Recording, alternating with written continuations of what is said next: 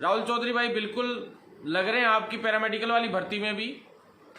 अब मैं आप लोगों से ये बात कहना चाहता हूं कि आज काफी लोग ये बार बार में चिंतित थे। सबसे पहले देखो, आज कल और आज 2 तारीखें होनी थी, और जो मैंने वीडियो लाइव किया था उसमें जैसा मैंने कहा था लगभग वैसा ही हुआ। मैं आपको बता दिया था मैंने पहले जो लाइव किया था वीडियो उस दिन। तो साथियों, फर्स्ट चीज तो एक बार मैं सीएचओ पे बता देता हूं आपको। कम्युनिटी हेल्थ ऑफिसर की जो भर्ती है, उस भर्ती के अंदर जितने 856 लोग जुड़े हुए हैं वो सारे सभी साथी लोग अभी कम ही जुड़े हैं। 860 हो गया, बाजार के करीब पहुंच जाएंगे शायद। शेयर तो करने में ज्यादा शायद मेरे हिसाब से दिक्कत आती नहीं है। आंदोलन करने में तो बहुत दिक्कतें आती हैं, घर से कॉल करने में और शेयर करने में, और खास करके ट्वीट करने में इतनी दिक्कतें नहीं आती हैं साथियों। उसके बावजूद कल साथियों ने ट्वीट नहीं किए, बहुत कम ट्वीट हुए जितने हमेशा होते हैं। पहली बार ऐसा हुआ कि मैंने वीडियो लाइव आके नहीं बोला तो ट्वीट भी नहीं किया आप लोगों ने, उसको सीरियस भी नहीं लिया ज्यादा। तो साथियों, हमें सीरियसली लेके हर रेगुलर, कई लोग ये कहते हैं ट्वीट से क्या फर्क पड़ेगा, वैसा ज्यादा फर्क नहीं पड़ता है। पहले भी अपन ने ट्विटर अभियान चलाया था साथियों। सरकार तक आज अगर इस कोविड के वक्त में अपनी बात पहुंचाने का सबसे अच्छा जरिया है तो वो है ट्विटर अभियान। साथियों, ट्विटर अभियान हम लोगों को वापिस से भी चलाना पड़ेगा 1-2 दिन में। तो साथियों, वो किसी भी अलग मैटर में, चाहे वो यूटीबी के मैटर में चलाना हो या अदर मैटर में, एक 80-20 के मैटर में हम लोग अब जो कल अभियान है और जो सारा है उसका प्रोसेस भी अब आगे मैं आपको बता दूंगा इसी वीडियो में। साथियों, जो अभियान है उसमें भी अपन लोगों को बढ़ चढ़ के भाग लेना और ज्यादा से ज्यादा ट्वीट करने हैं। जो भी ट्विटर अभियान चले, चाहे वो 80-20 का हो, अभी 80-20 का भी है, उसके बाद लाइन वाइज यूटीबी का भी है। जो हमारे छोटे भाई अच्छे अच्छे अभियान चला रहे हैं, उन सभी अभियानों में हमें बढ़ चढ़ कर भाग लेना, क्योंकि बैठ के 2 मिनट लगते हैं साथियों। फोन के अंदर 2 मिनट लगते हैं ट्वीट करने में, 2 मिनट लगते हैं शेयर करने में, 2 मिनट लगते ही नहीं है, 1 सेकंड लगता है। ट्वीट आप लोगों को पता ही है, उसको कॉपी करके आप वहां बढ़िया से बढ़िया ट्वीट कर दो, 2 मिनट लगती है। एक बंदा 20-20, 30-30 जितना ट्वीट हो सके, चाहे ब्लॉक हो जाए, नई ट्विटर आईडी बनाओ, फिर ट्वीट शुरू कर दो। इस तरह से ट्विटर अभियान को हमें सफल बनाना है। और हमेशा से ट्विटर अभियान से आप कहते हो फर्क कम पड़ता है, तो साथियों फर्क कम कैसे पड़ता है? डॉक्टर हर्षवर्धन के वहां से जब पिछली बार अपन लोगों ने ट्विटर अभियान चलाए तो एक भाई ने डॉक्टर हर्षवर्धन की फर्जी आईडी बना के उससे कुछ ट्वीट डाल दिए थे, और फिर उसके बाद हर्षवर्धन का जवाब आया था। तो आप सोचिए, इसका मतलब बातें तो अपनी पहुंचती है ना। तो साथियों, बातें अपनी पहुंचती हैं, चिंतित होने की आवश्यकता नहीं है। ट्विटर अभियान को मजबूती से चलाना है। सबसे पहली बात कम्युनिटी हेल्थ ऑफिसर की भर्ती के लिए साथियों, कम्युनिटी हेल्थ ऑफिसर की भर्ती का सबसे पहला बात बता देता हूं मैं। आज 4 तारीख को काफी साथी लोगों को ये उम्मीद थी कि भी आज तारीख थी। साथियों, आज तारीख नहीं, मतलब उसके अंदर सुनवाई के लिए आज लगा रहे थे वो लोग कि भाई आज डेट का हो जाएगा, 4 तारीख को हमारी सुनवाई हो जाएगी। लेकिन शायद 1 या 2 दिन में, जैसे 3 तारीख की कल सुनवाई थी आरटीएलटी और इनके लिए, पैरामेडिकल वाले साथियों के लिए, जो कि मैंने बताया था, उसमें सिंघवी जी पैरवी करने वाले थे। लेकिन वो डेट पहले 4 को बढ़ी, आज होनी थी, फिर आज होते होते और बढ़ गई। मैंने 5 की डेट बताई थी, 5 तक जाने की संभावनाएं थी, लेकिन वो 10 को चली गई साथियों, क्योंकि ये इतने ज्यादा केसेस बढ़े हैं। और फिर ऊपर से 5 को जो साथी लोग थे पैरामेडिकल के साथी, उनको मैंने पहले ही बता दिया था कि 10 तारीख 5 तारीख के बोला, लेकिन वो 10 तारीख चली गई है एक तरीके से।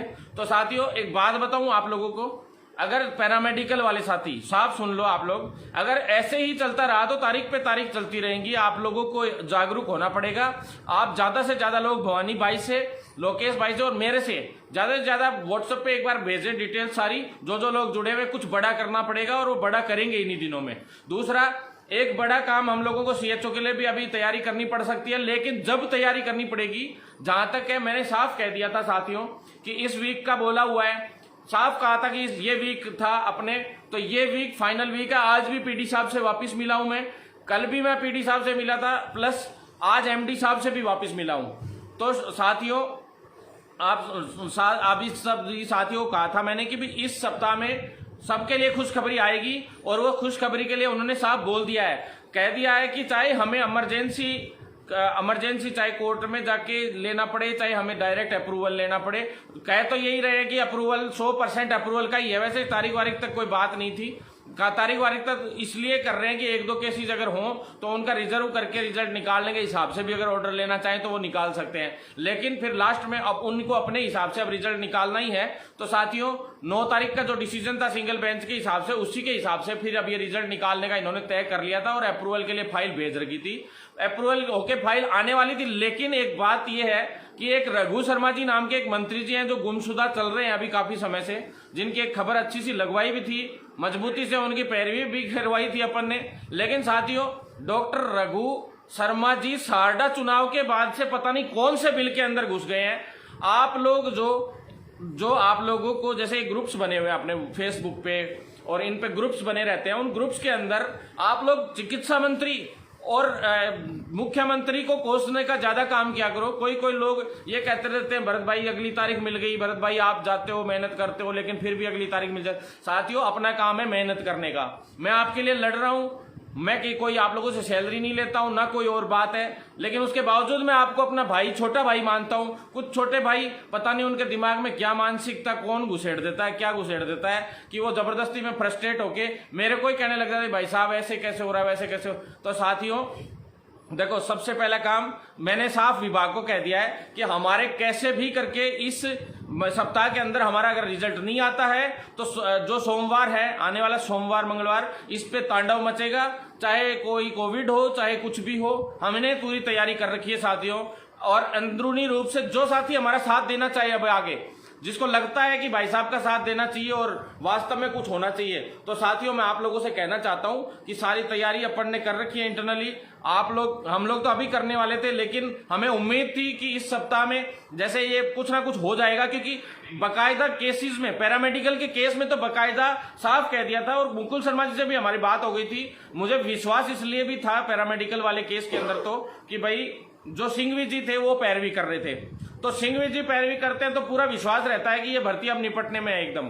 क्योंकि पिछली बार 2018 नर्सिंग भर्ती भी मैं खुद सिंघवी जी को हम लोगों ने लगवाया, जबरदस्ती दबाव बना के चिकित्सा विभाग उस कालीचरण पे दबाव बना के, उस टाइम मंत्रियों पे दबाव बनवा के, इतना कुछ करने के बाद तो साथियों वो मुश्किल से सिंघवी जी ने करवा के सारे केस ऐसे ही उड़ा दिए थे। उसके बाद साथियों अब उन्हीं को हमने, हमारे दिमाग में एक ही बात आई कि क्या क्यों ना सिंघवी जी को इसमें ले लिया जाए। उनकी एक सुनवाई की 5-5 लाख रुपए फीस है साथियों, तो आप लोग 5-5 लाख रुपए फीस है, इसलिए सरकार देना नहीं चाहती, तो सरकार पे दबाव बनाना पड़ता है उसके लिए कि कैसे भी करके इसको पूरा किया जाए। लेकिन साथियों जहां तक है विभाग पैरामेडिकल की भर्ती में तो गोलियां देने का काम कर रहा है, ये साफ दिख रही है, क्योंकि जिस तरह से ये चल रहा है काम, या इतना लंबा खींचने की जरूरत ही नहीं थी। जब अपन लोगों ने दबाव बनाया एलटी की आधी भर्ती क्यों आधी लिस्ट निकाल दी गई, उस तरह से ये चाहे तो अब आरटीयू पे तो कोई ज्यादा केसेस का लफड़ा भी नहीं है, दूसरा ईसीजी पे तो कोई केसेस का लफड़ा नहीं है, तो ये दोनों भर्तियों की तो लिस्ट अब तक इनको डाल देनी चाहिए थी ना। तो साथियों ये अपन लोगों की कमजोरी है, ये अपन लोगों की कमजोरी है। अपन लोग, तुम लोग जो पैरामेडिकल वाले हो एक दूसरे से ही राजनीतियों में उलझ के रह जाते हो, और तुम्हें जानबूझ के कोई एक आध आदमी मोटिवेट करता है, वो इसलिए मोटिवेट करते हैं उल्टे सीधे लोग कि ताकि वो इसलिए कि ये कैसे भी इन लोगों से उल्टा सीधा हो जाए कुछ, और फिर ये भर्ती का मामला यहीं रुक के रह जाए। क्योंकि सबको पता है कि अगर भरत बेनीवाल है तो ये भर्ती पूरी होगी, नहीं तो ये नहीं होगी किसी भी हाल में, ये रुकेगी ये भर्ती लास्ट में, क्योंकि निकलवा के लाने वाला भी मैं ही था। पिछली बार यही अप्रैल का टाइम था, मई का टाइम था, और उसके बाद लड़ झगड़ के निकलवा के लाया था और ये पूरी होने में आ गई। साथियों दूसरी बात मैं आपको बता दूं, सीएचओ की मुख्य रूप से जो 1300 लोग हैं वो जुड़े हुए, सारे साथी लोग शेयर भी कर देना आप लोगों के लिए। तो पैरामेडिकल वाली तो चलो इसमें छुटपुट में फंसी हुई है मामले में, ये भी एंड पे है। 10 तारीख को साफ कह दिया कि डिसीजन होना है, वो तो 10 को डिसीजन हो जाएगा। वो जो डिसीजन आजकल में होना था वो 10 को हो जाएगा, डिसीजन के लिए साफ बोल दिया उसमें तो साथियों। लेकिन जो सीएचओ की भर्ती है, उस सीएचओ की भर्ती में तो डिसीजन भी नहीं होना है कुछ भी, वो इस वीक में करने की इन्होंने पूरी फाइनली बोल रखी है कि हम, एमडी ने साफ कह दिया था कि इस वीक में हम लोग कंप्लीट कर देंगे इस भर्ती को, साफ साफ बोला है नए एमडी ने। आप देखिए सीएचओ के जितने भी साथी लोग हैं, उन साथी लोगों को मैं बता देना चाहता हूं, अब तक 6 महीने के अंदर अंदर कम्युनिटी हेल्थ ऑफिसर की भर्ती के दौरान जब शुरुआत करवाई थी अपन ने भर्ती की, 3 ACS बदल गए, 20 चरणों में भर्ती पूरी हुई है और शायद पैरामेडिकल वाली भर्ती में भी 18-19 चरण हो चुके हैं। मैंने जो चरण मेरी डायरियों में लिख रखे हैं मैं बताता हूं आज आपको। कई लोग कह देते हैं ना, जो अंगुली उठाने वाले लोग होते हैं, उनको आज मैं बताता हूं। चलो, 20 चरण हो चुके हैं और 21वां चरण होगा पूरी तरह से लिस्ट घोषित होने वाला और ट्रेनिंग शुरू करने का। और ये जो CHO के साथी इनको मैं ये और कह देना चाहता हूं, इसके बाद ट्रेनिंग के टाइम पे भी भरत बेनीवाल की आप लोगों को ही जरूरत पड़ेगी और परमानेंट होने के लिए भी भरत बेनीवाल ही आप लोगों के लिए लड़ेगा, कोई माइका लाल आगे नहीं आएगा साथियों। मैं इतना कह देना चाहता हूं। दूसरा, आप लोगों से इतना कह रहा हूं मैं कि जो कम्युनिटी हेल्थ ऑफिसर के साथी हैं उनका इस हफ्ते में परिणाम पूरा कंप्लीटली होने का वो है। हमारी एक ही डिमांड है, जो मेरे एक छोटे भाई हैं पवन चौधरी भाई, उनकी भी काफी अच्छे से अरसे से पवन भाई ने कई बार कह दिया मेरे को कि भाई साहब एक काम जरूर करवाओ इसमें। वो बात मैं पहले ढंग से, मेरी डायरेक्ट पवन भाई से बात नहीं हो पाई, इस वजह से मेरी ढंग से क्लियर नहीं हो पाया था। आप लोग चिंता मत करो, इसमें सिर्फ एक चीज जरूरी है, एक बंदे की परसेंटेज आना चाहिए। मैं एक चीज चाहता हूं इस भर्ती में CHO की में कि एक बंदे की तो परसेंटेज होनी चाहिए। जिन 15,000 बंदों की तो आनी चाहिए और एक्स्ट्रा की भी आनी चाहिए सभी की। हमारी सबसे बड़ी मांग ये है इसमें, और प्लस एक बंदे का रिजल्ट आना चाहिए। इस चक्कर में मैंने स्पेशली इनको कहा था कि आप स्पेशली एक चीज का स्पेशल ध्यान रखेंगे कि इसमें स्पेशली हर एक बंदे की परसेंटेज और कट ऑफ पूरी एक क्लियर कट तरीके से आएगी। ये अपनी मांग रही है शुरू से और अब भी यही मांग है और ये तुरंत इसी महीने में इसी सप्ताह में आनी चाहिए, क्योंकि अब और इंतजार नहीं होगा साथियों।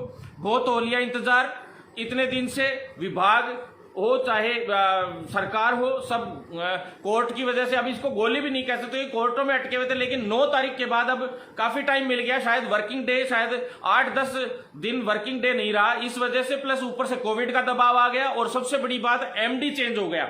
नरेश ठकराल जी की जगह पे सुधीर कुमार शर्मा जी MD आ गए।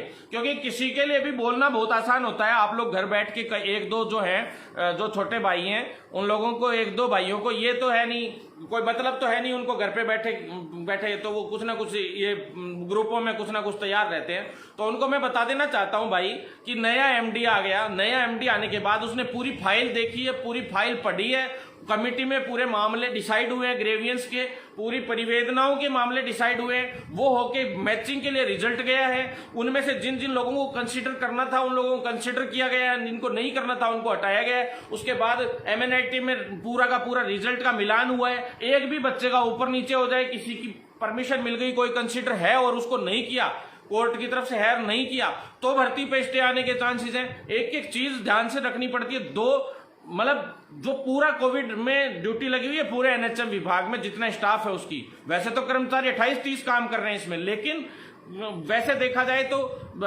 शायद 6 या 7 ही फिलहाल बचे हुए थे, लेकिन लगभग काम कंप्लीट हो ही चुका था। परिवेदनाओं के लिए स्पेशल 10-12 लोगों की ड्यूटी लगा के इन्होंने पूरा काम 15 लोगों की ड्यूटी लगा के और MNIT के पास इन्होंने भेज दिया पूरा तैयार करके, यहां से MD साहब को दिखवा के पूरा, और वो हो गया। अब इस सप्ताह में अप्रूवल का काम चल रहा था, एंडिंग पे है अप्रूवल का काम। कई लोग यूं सोच रहे हैं कि भी डेट थी वो थी, डेट वेट का कोई असर नहीं है। डेट वेट तो इसलिए भी ये कोशिश कर रहे हैं कि इधर से नहीं तो DP की तरफ से भी अपन चलो कल को जो कोर्ट वाले हैं उनको कंसीडर किसी को नहीं करना है और उसको वो जबरदस्ती कंसीडर होने की कोशिश हो रहा हो, कुछ और हो, कोई और कोर्ट केस आ जाए, इस डर से ये लोग DP में जाकर वो रिजल्ट निकलवाना चाह रहे थे। तो साथियों इस तरह का कोई वो नहीं है, अपने तो डायरेक्ट अब रिजल्ट निकालना ही पड़ेगा इनको किसी भी तरह से। मैंने कह दिया है, साफ भी कह दिया मैंने कि भी अब मैं अनशन पे बैठूंगा, साफ कह दिया था। लेकिन इसी सप्ताह की मोहलत हमने इसी शर्त पे दी थी कि आखिरी मांगी थी इन्होंने, आखिरी सप्ताह ये मांगा था, इसलिए मैंने इस सप्ताह में इन लोगों को साफ कह दिया था कि किसी भी तरीके से, चलो कोविड चल रहा है, आप लोगों की कोविड में ड्यूटी है, ये लोग बोले कि जिंदगियां जा रही हैं, मैंने कहा जिंदगियां जा रही हैं, बचानी है तो कम्युनिटी हेल्थ ऑफिसर के 7810 लोगों को आप नौकरी दो, आपको इतनी बड़ी मैन पावर हम देंगे जिसकी कोई सीमा नहीं, और हम बचा के दिखाएंगे किसको बचाना है आप बताओ। और आप लोगों को ऑक्सीजन और जो मेडिसिन और जो रेमडेसिविर वगैरह जो जिस तरह की आप लोगों के पास प्रॉब्लम्स आ रही हैं वो प्रॉब्लम्स आप सॉल्व कीजिए। मैन पावर की कमी हमें गारंटी दीजिए, उसके बाद भी अगर मैन पावर की कमी रहती है तो हम फ्री में स्टाफ दे देंगे आप लोगों को। हमारे बेरोजगार साथी बहुत बैठे हैं, लेकिन उन साथियों को जो UTB पे लगे, जो आप लगाना चाहते हो 7-7 हजार में जो लगाना चाहते हो साथियों, ये इसके लिए मुकुल शर्मा जी से कल बात हुई है अब आप एक बात बताओ, जो क्षेत्रों में अलग अलग डिस्ट्रिक्ट्स में कल में हमारी मेन डिमांड ये थी कि भाई यूटीपी के लिए भी जो भर्तियां निकाली गई हैं, मैंने कहा कि ये तो यूटीपी वाला तो साहब मुकुल जी सर खेल चल रहा है, ये खेल इस तरह से चल रहा है। आप खुद सोचिए कि भाई जो आप लोग पैरामेडिकल वाले और सीएचओ को लेना नहीं चाह रहे हो, इसीलिए तो अंदर ही अंदर ये यूटीपी में भर्तियां निकाल रहे हो। तो वो यूं बोले कि भाई एनएचएम का और यूटीपी का कोई लेना देना नहीं है, इसलिए आप ये मत सोचो कि भाई आप लोग नर्सिंग के जो साथी हैं उनके लिए भाई दिक्कत आएगी इसमें। तो साथियों मैंने ये कह दिया कि भाई आप तो मेडिकल कॉलेजेस में ही तो ड्यूटियां करेंगे, अभी जो ट्रेनिंग करेंगे सीएचओ तो वो सारे के सारे मेडिकल कॉलेजेस में ही करेंगे, और सारे बेरोजगार पास आउट है, रजिस्टर्ड है, उनको आप दे दीजिए थोड़ा टाइम। इतने टाइम अब ये कोरोना देखो कल 2 दिन से इसका कम होता जा रहा है ग्राफ धीरे धीरे, और शायद मेरे हिसाब से जहां तक ये है ये ज्यादा लंबा नहीं चलेगा, ये लास्ट मेरे हिसाब से 20-25 दिन या 1 महीना लास्ट चलेगा, लेकिन 20-25 दिन में ये जबरदस्त चलेगा। ये स्पेशली आप लोगों को ध्यान रखना है, घर से नहीं निकलना है बिना उसके, और सैनिटाइजर और मास्क वगैरह सभी चीजों का ध्यान रखना है स्पेशली। और जो फिजिकल डिस्टेंसिंग रखनी है, फिजिकल डिस्टेंसिंग का क्या है, सोशल डिस्टेंसिंग बता दिया, सोशल डिस्टेंसिंग दुनिया ने नाम दे रखा है, लेकिन मैं फिजिकल डिस्टेंसिंग बोल रहा हूं साथियों। कई बार मेरे मुंह से भी सोशल डिस्टेंसिंग निकला है। सोशल डिस्टेंसिंग तो सामाजिक दूरी होती है, सामाजिक दूरी थोड़ा ना है अपन बीच में, फिजिकल डिस्टेंसिंग है साथियों। तो मैं आप लोगों से इतना कहना चाहता हूं कि 1300 लोग जुड़े हो, ज्यादा से ज्यादा शेयर करना।